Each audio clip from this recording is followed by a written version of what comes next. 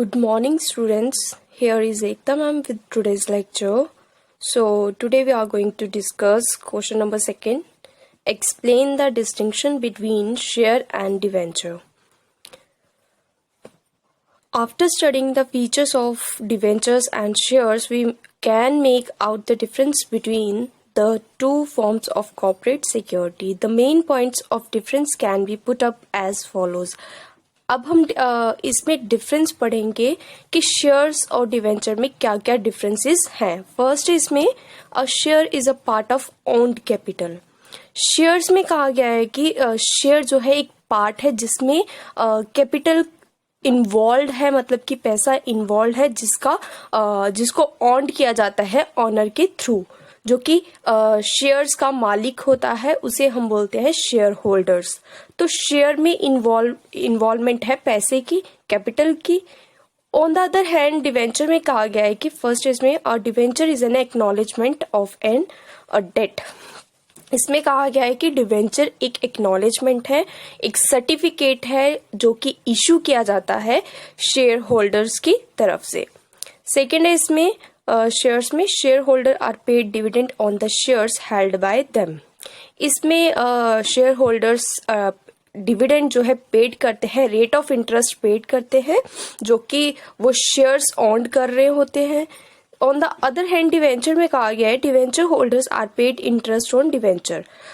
Debenture में जो debenture holders होते हैं वो क्या करते हैं, इंटरेस्ट पेड करते हैं डिवेंचर पे. थर्ड है इसमें शेयर्स में the rate of dividend depends upon the amount of divisible profit and policy of the board of director. Rate of dividend जो कि शेयर होल्डर पे करता है वो डिपेंड करता है जो भी हमारा कंपनी या जो भी हमारी ऑर्गेनाइजेशन प्रॉफिट गेन करती है उस पे डिपेंड करता है. मेनली एक प्रॉफिट पे ही डिपेंड करता है कि हमने किस हिसाब से प्रॉफिट को डिवाइड करना है और उस भी हाफ पे हमने अपना डिविडेंड पे करना है. और दूसरी बात इसमें बोर्ड ऑफ डायरेक्टर जो है वो जो भी पॉलिसीज और स्ट्रेटेजीज बनाता है रेट ऑफ डिविडेंड को लेके, जैसे कि हमने पीछे भी पढ़ा शेयर्स एंड डिवेंचर्स में जो भी पॉलिसीज बनाई जाती हैं बोर्ड ऑफ डायरेक्टर के थ्रू उन्हीं को फॉलो करके रेट ऑफ डिविडेंड पेड करता है शेयर होल्डर. डिवेंचर में थर्ड है fixed rate of interest is paid on debenture irrespective of profit और लॉस. इसमें फिक्स्ड होता है रेट ऑफ इंटरेस्ट डिवेंचर्स में, क्योंकि इसमें आप क्या करते हो, कोई भी फ्लक्चुएशन नहीं आती, कोई भी वेरिएबल नहीं आता कि आप प्रॉफिट के हिसाब से ही अपना रेट ऑफ इंटरेस्ट पेड करोगे. नहीं, डिवेंचर में आपको चाहे प्रॉफिट होगा चाहे आपको लॉस होगा, इसमें आपने fixed rate of interest paid करना होता है. शेयर्स में है dividend on shares is a charge against profit and loss appropriation account. इसमें क्या होता है कि जब हम प्रिपेयर करते हैं, रिकॉर्ड करते हैं अकाउंट्स में profit and loss appropriation account में, हम डिविडेंड ऑन शेयर्स जो हैं वो चार्ज करते हैं. कितना हमने रेट ऑफ डिविडेंड पेड किया है शेयर होल्डर ने वो रिकॉर्ड किया जाता है profit and loss appropriation account में. डिवेंचर में कहा गया है interest on debenture is a charge against profit and loss account. ये जो भी रेट ऑफ इंटरेस्ट जो पेड किया जाता है डिवेंचर में ये चार्ज किया जाता है, रिकॉर्ड किया जाता है प्रॉफिट एंड लॉस अकाउंट में. फिफ्थ इसमें share holders have voting rights, they have control over the management of the company, they are the owner of the company. Share holders को पूरा राइट होता है वोटिंग करने का. जो भी बोर्ड ऑफ डायरेक्टर चुना गया होता है हमारी कंपनी के अंदर उसमें जो है प्रेफरेंस दी जाती है शेयर होल्डर्स को कि आप अपना वोट करके जो भी इलेक्ट कर रहा है पर्सन, जो भी इलेक्शंस में खड़ा है या बोर्ड ऑफ डायरेक्टर बनने के लिए, तो उसमें आप पार्टिसिपेट कर सकते हो. साथ ही साथ शेयर होल्डर जो होता है वो ऑनर होता है कंपनी में.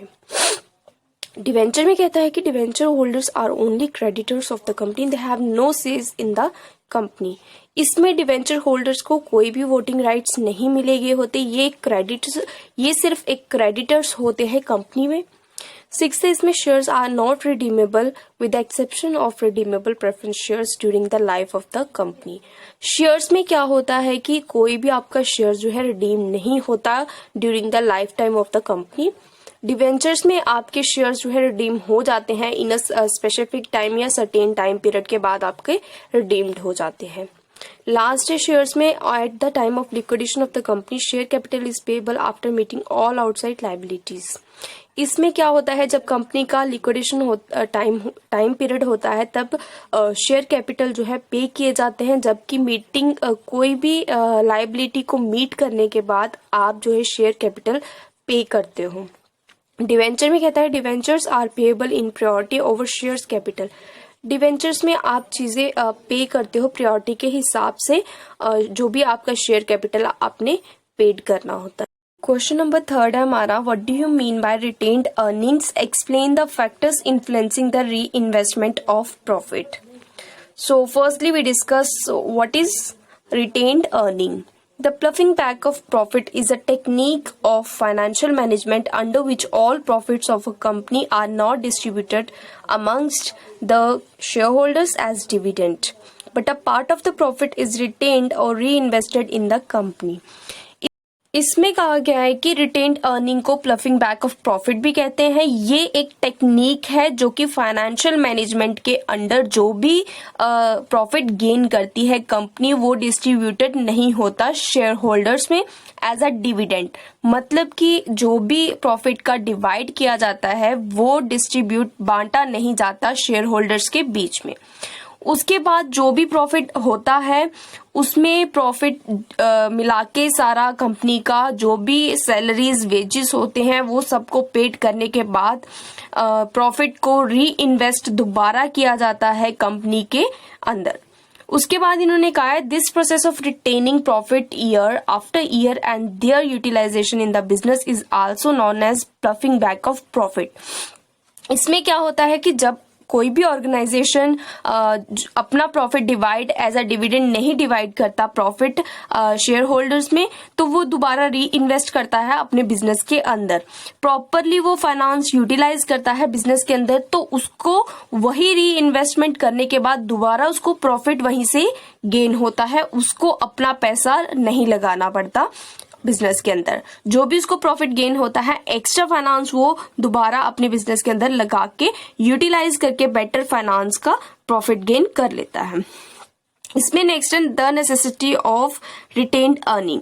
कौन कौन सी नीड है जिसमें री इन्वेस्ट करने में रिटेन्ड अर्निंग, मतलब कि हमारा जो प्रॉफिट है फाइनेंशियल मैनेजमेंट के अंडर जो भी प्रॉफिट गेन करती है कंपनी वो दोबारा री इन्वेस्ट कैसे करती है और क्या क्या चीजें जो है उसके लिए जरूरी हैं।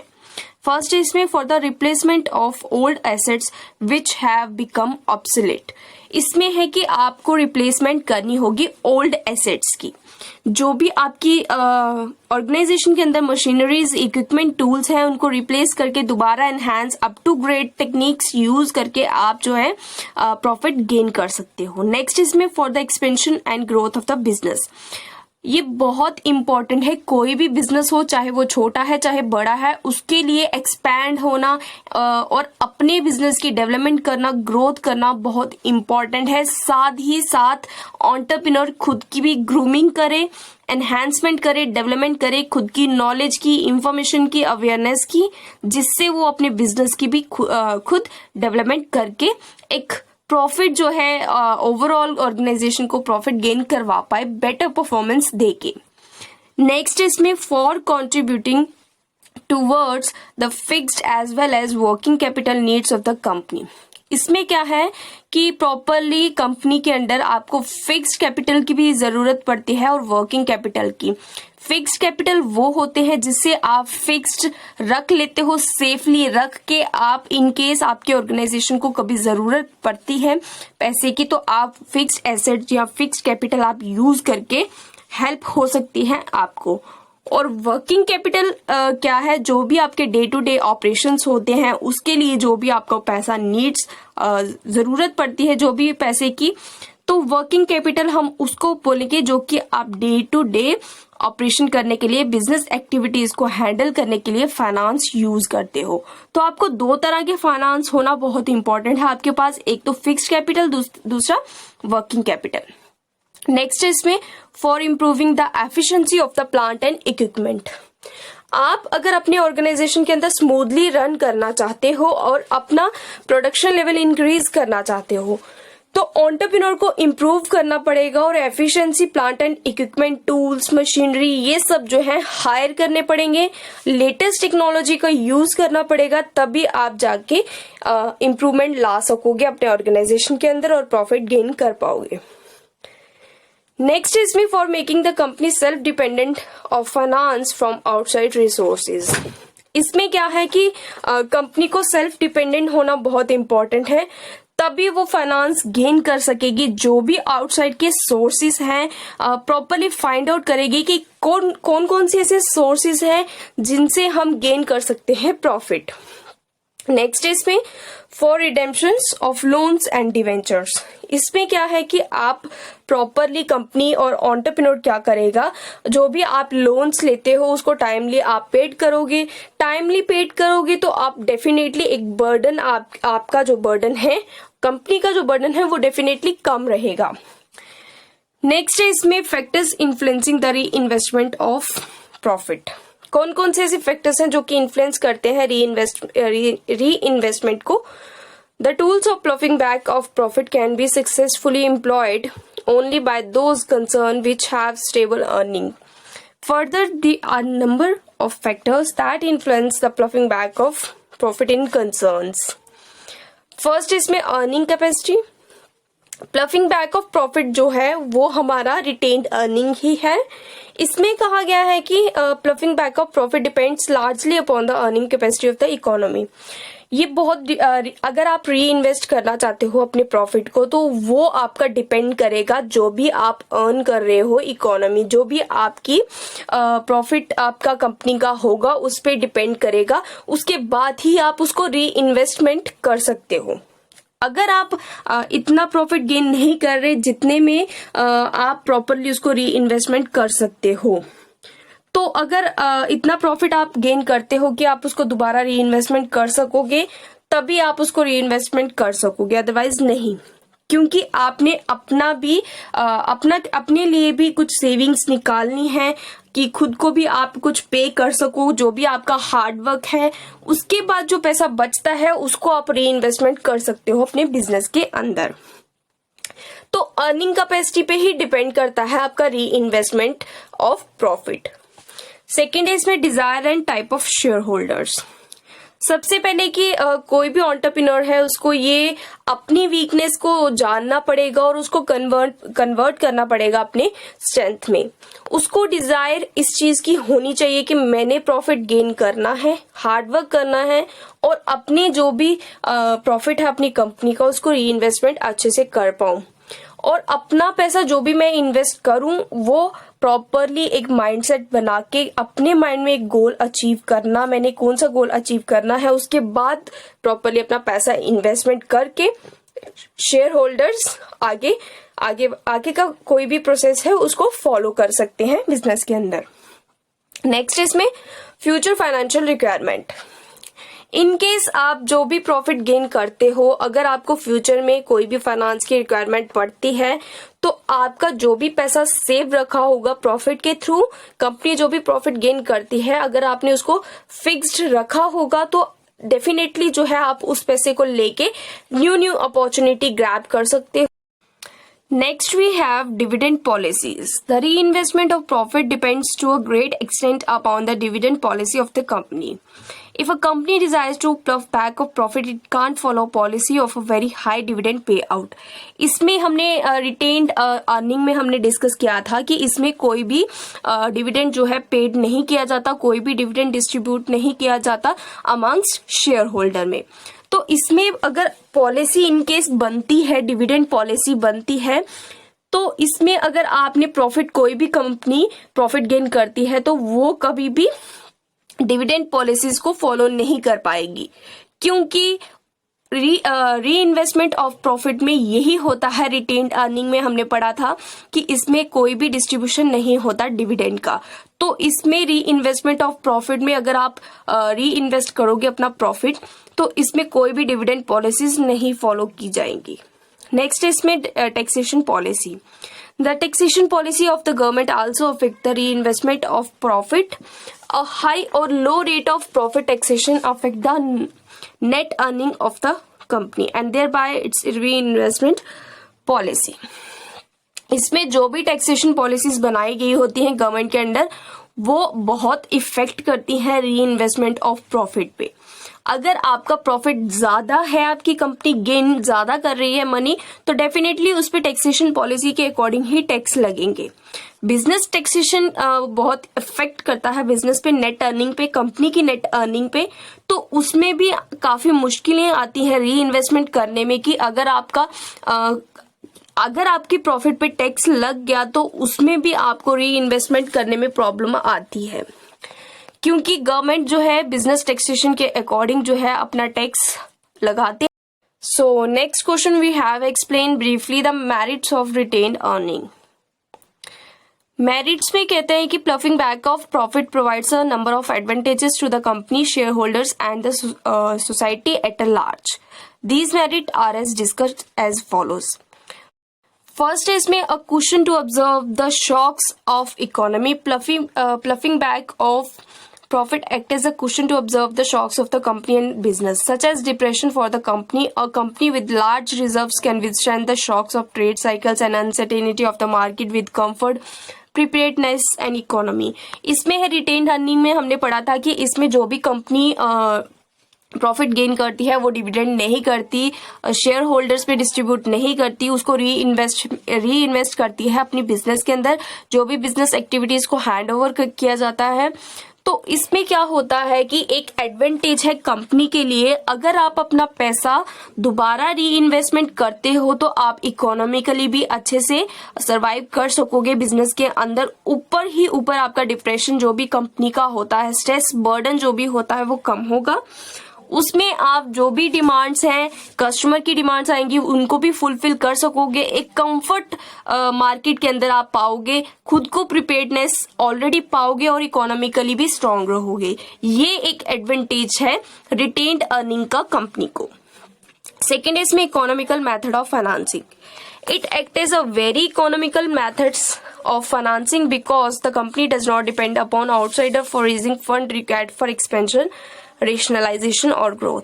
इसमें है रिटेन्ड अर्निंग में कि आप अपना पैसा जब री इन्वेस्टमेंट करते हो तो आप किसी पे डिपेंड नहीं होते हो। फॉर एग्जाम्पल, आप आउटसाइडर्स जैसे कि हमारे कमर्शियल बैंक्स होते हैं, स्पेशल एजुकेशनल इंस्टीट्यूशंस होते हैं, इनसे हम हेल्प सपोर्ट मांगते हैं, असिस्टेंस मांगते हैं, क्योंकि ये हमें हमारी बिजनेस की डेवलपमेंट कर पाए, ग्रोथ कर पाए।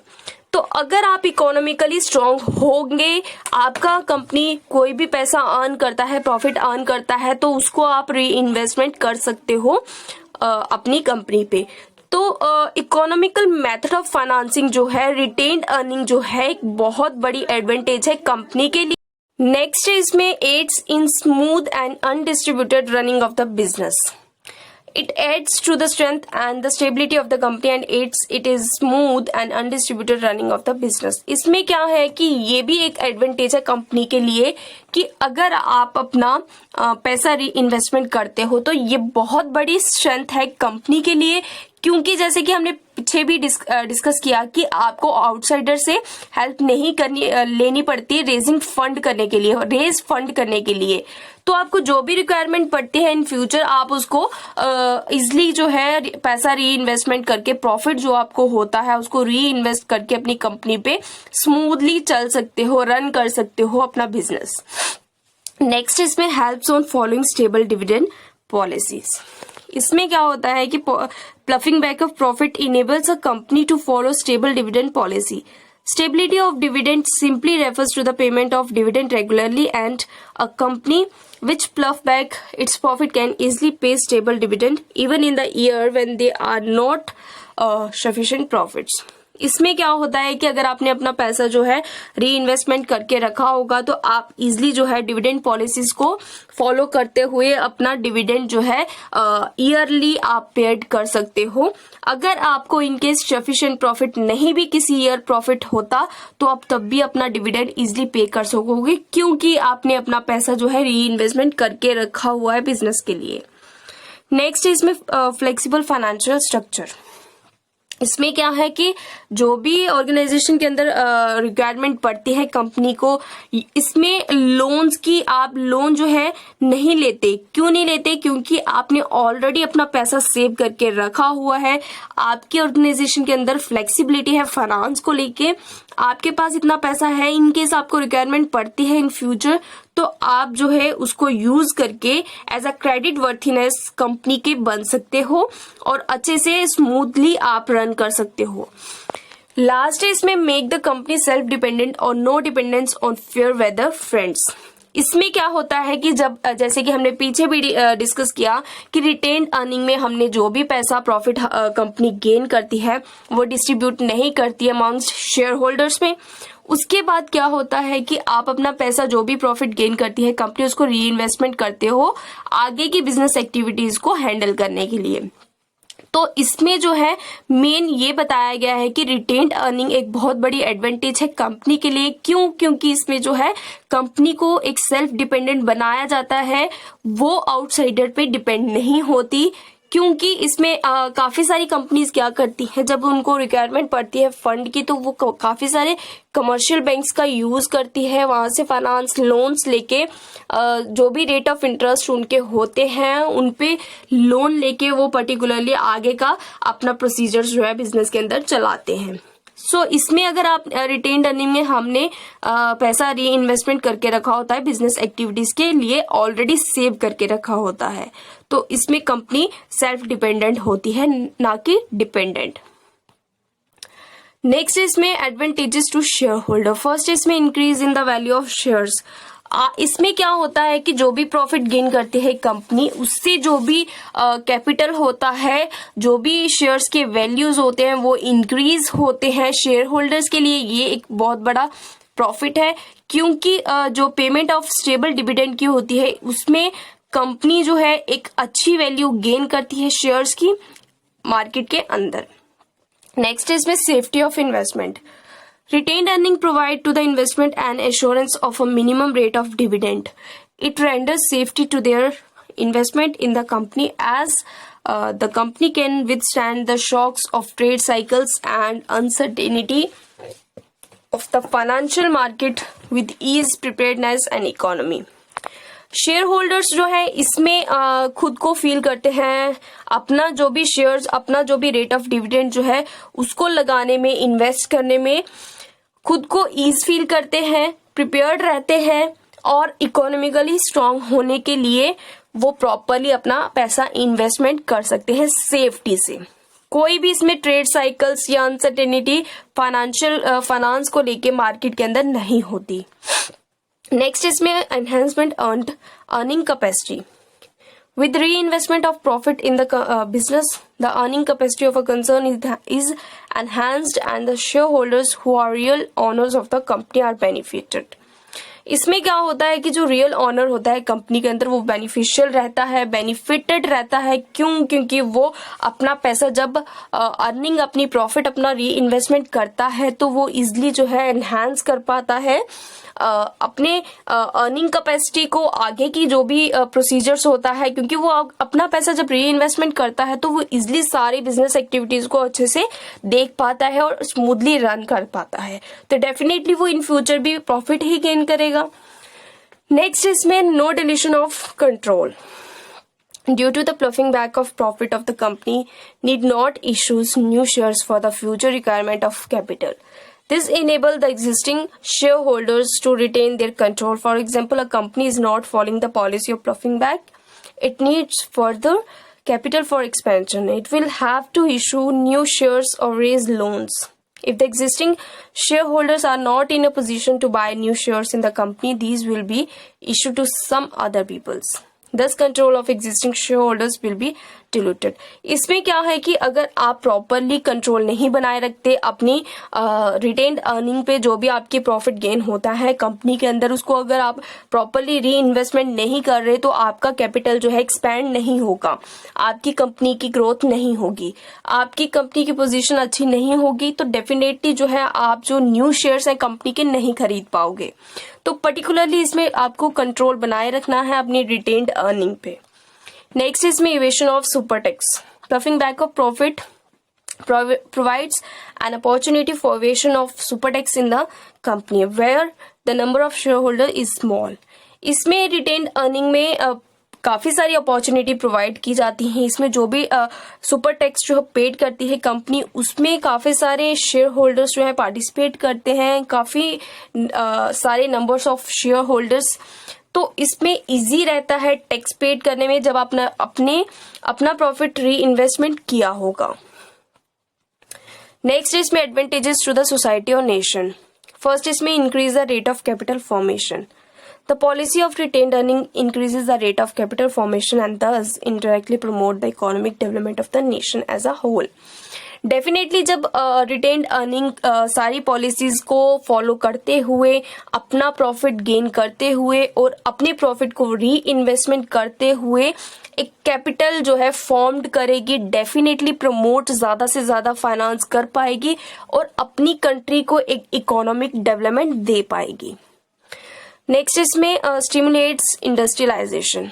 इसमें क्या होता है कि ज़्यादा से ज़्यादा इंडस्ट्रियलाइजेशन, इंडस्ट्रीज जो हैं ज़्यादा से ज़्यादा जो कंट्री के अंदर एक सेल्फ फाइनेंसिंग को प्रोवाइड करेंगी, मतलब कि सेल्फ डिपेंडेंट होंगी, किसी पे डिपेंडेंट नहीं होंगी. जब कंपनी अच्छा प्रॉफिट गेन करती है तो डेफिनेटली एक री इन्वेस्टमेंट होती है. कंपनी खुद अपनी कंपनी पे वही पैसे को लेकर री इन्वेस्टमेंट करके आगे का कुछ सोच के दोबारा उसको प्रॉफिट गेन करने की सोचेगी.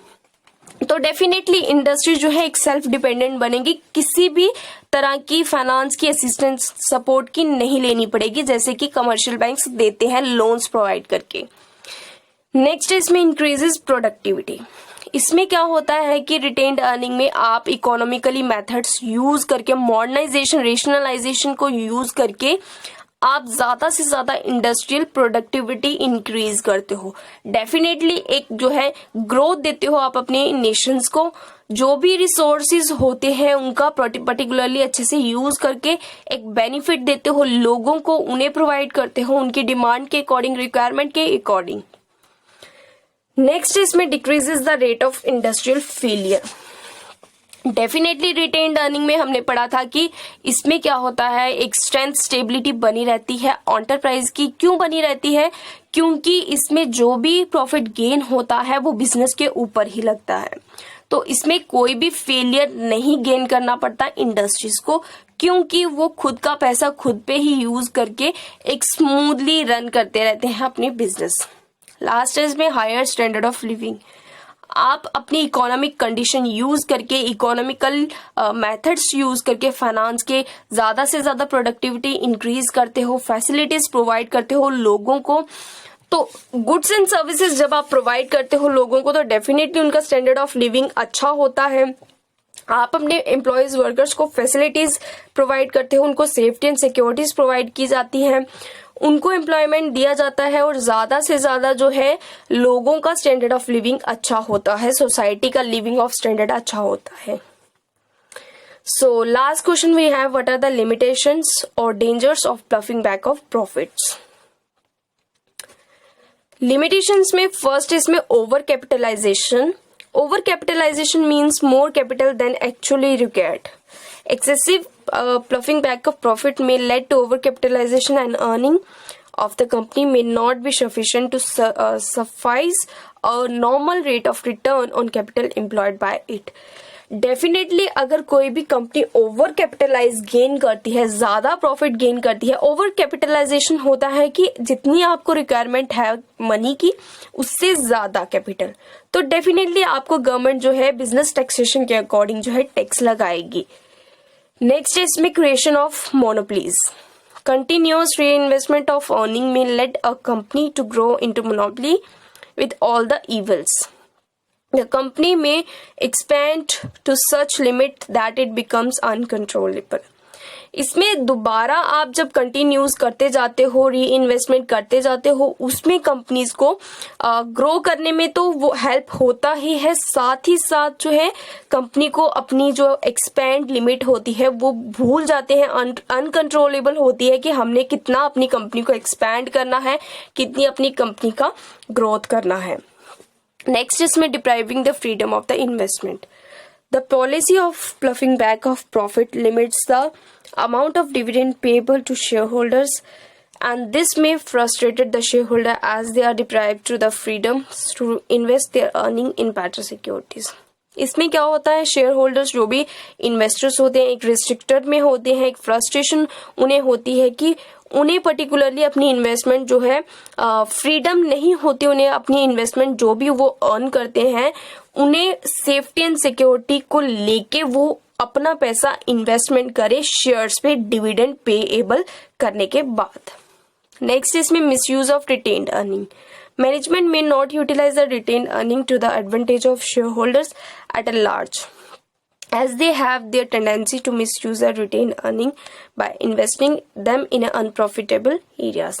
In case मैनेजमेंट को प्रॉपरली कंट्रोल नहीं बनाया गया प्रॉफिट के ऊपर, तो वो अपना प्रॉफिट जो है किसी ऐसे अनप्रॉफिटेबल एरियाज पे लगा देंगे, किसी ऐसे प्रोडक्शन लेवल पे लगा देंगे जहां उनको अपना प्रॉफिट कोई भी गेन करने का नहीं मिलता. मतलब कि अपना पैसा वहां इन्वेस्टमेंट कर देते हैं बिना सोचे बिना समझे, कि जहां उनको ये नहीं लगता कि हमें फ्यूचर में प्रॉफिट गेन हो सकता है. उसमें भी मिसयूज जो है होता है रिटेन्ड अर्निंग का. नेक्स्ट इसमें manipulation in the value of shares. इसमें क्या होता है कि जो भी आपने अपना गोल अचीव करना है मैनेजमेंट ने, तो वो डेफिनेटली एक प्रॉफिट को री इन्वेस्टमेंट करके ही गेन करना है. तो इसमें काफी सारी जो है मैनिपुलेशन होती है, शेयर्स की वैल्यू में रिड्यूस किए जाते हैं प्राइजेस, बट उसको जेन्युइन प्राइस में नहीं बेचा जाता. उससे इन्वेस्टर्स जो है शेयर होल्डर्स जो है एज अ मैनिपुलेटेड शेयर्स खरीदते हैं, मतलब कि महंगे में शेयर्स खरीद के आगे का प्रोसीजर जो है फॉलो करते हैं. नेक्स्ट इसमें evasion of taxes. Certain companies retain earning with a view to evade super profit tax. Such evasion of taxes reduces revenue of the government and is detrimental to the interest of the nation as a whole. इसमें क्या होता है evasion of taxes में, particularly आपको जो है tax super profit tax जो है पेड करना पड़ता है अपने गवर्नमेंट को, जो भी टैक्सेस के अकॉर्डिंग गवर्नमेंट के रूल्स एंड रेगुलेशंस फॉलो करते हुए जो भी इंटरेस्ट रेट लगाया जाता है. Last we have dissatisfaction among the share holders. Excessive retention of the profit create dissatisfaction among the share holder. ज्यादा जो भी रिटेन्ड आप अर्निंग करते हो, जो भी प्रॉफिट आप गेन करते हो, वो क्रिएट कर देता है शेयर होल्डर में डिससेटिस्फेक्शन. उसमें क्या होता है कि सब शेयर होल्डर्स को ट्रस्ट नहीं होता कि मैनेजमेंट हमारे साथ कुछ भी मैनिपुलेशन नहीं कर रही या कुछ भी ऐसा मिसयूज नहीं कर रही रिटेन्ड अर्निंग का. तो उसमें जो है डिससेटिस्फेक्शन सभी शेयर होल्डर्स को हो जाती है कंपनीज के अंदर. So next we discuss chapter number 22 in the next video lecture. Have a great day.